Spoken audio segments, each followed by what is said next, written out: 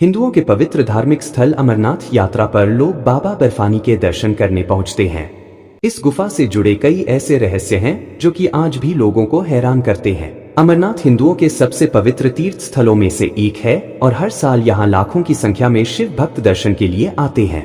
अमरनाथ यात्रा को बहुत ही कठिन माना गया है और कहते हैं कि इस कठिन यात्रा को पार कर जब बाबा बर्फानी के दर्शन होते हैं तो व्यक्ति को मोक्ष की प्राप्ति होती है।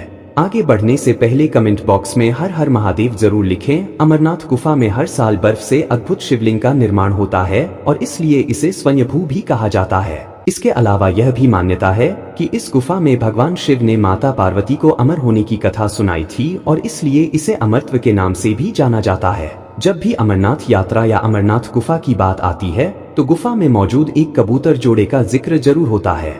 लेकिन क्या आप जानते हैं कि आखिर इस गुफा में यह जोड़ा हमेशा क्यों बैठा रहता है? आइए जानते हैं इसके पीछे छिपे रहस्य के बारे में।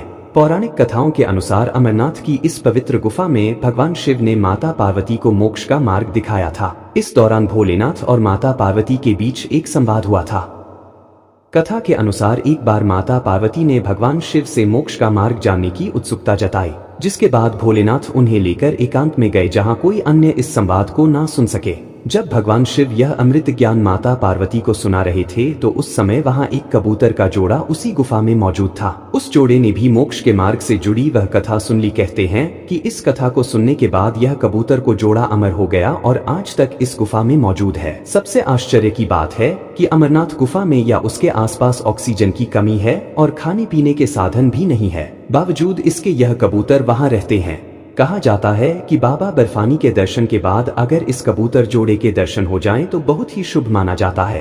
एक अन्य पौराणिक कथा के अनुसार जब भगवान शिव माता पार्वती को अमृत ज्ञान सुना रहे थे तो उस गुफा में एक शुक यानी हरी कंठी वाला तोता भी मौजूद था जो कि यह ज्ञान सुन रहा था। कथा सुनते समय माता पार्वती को नींद आ गई। ऐसे में उनकी जगह वह शुक कथा के दौरान हुंकार भरने लगा। जब भगवान शिव को यह बात पता चली तो वह शुक को मारने के लिए दौड़े और उसके पीछे अपना त्रिशूल छोड़ा। शुक अपनी जान बचाने के लिए तीनों लोकों में भागता रहा और फिर व्यास जी के आश्रम में आ गया, जहां वह सूक्ष्म रूप धारण कर व्यास जी की पत्नी के मुख में घुस गया और उनके गर्भ में रह गया। पौराणिक कथा के अनुसार 12 वर्ष तक वह शुक उसी गर्भ में रहा। एक बार भगवान कृष्ण ने स्वयं आकर शुक को आश्वासन दिया कि बाहर आने पर तुम्हारे ऊपर माया को कोई प्रभाव नहीं पड़ेगा। इसके बाद वह गर्भ से बाहर निकला और व्यास जी का पुत्र कहलाया।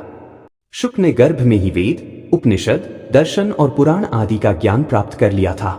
गर्भ से बाहर आते ही वह तपस्या के लिए और बाद में शुकदेव मुनि के नाम से दुनिया में प्रसिद्ध हुए। दोस्तों, इस तथ्य के बारे में आपका क्या विचार है? कमेंट बॉक्स में जरूर बताएं और वीडियो को लाइक और चैनल को सब्सक्राइब करें। तब तक के लिए हर हर महादेव।